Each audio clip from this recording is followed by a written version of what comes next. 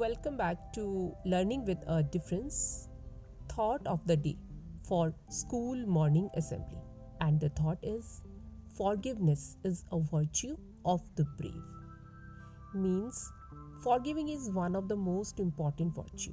It might be like giving someone a drink while he is dying of thirst. What is forgiveness? To forgive is to stop feeling angry towards someone who has done something wrong. And due to this, many of the quarrels are ended before going further. What does it do for us? It develops a sense of love and affection between the people. It brings a kind of peace that helps us go on with life.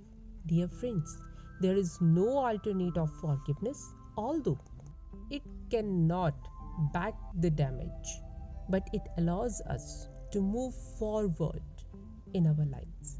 Remember that those who say sorry are strong person and those who forgive are stronger person.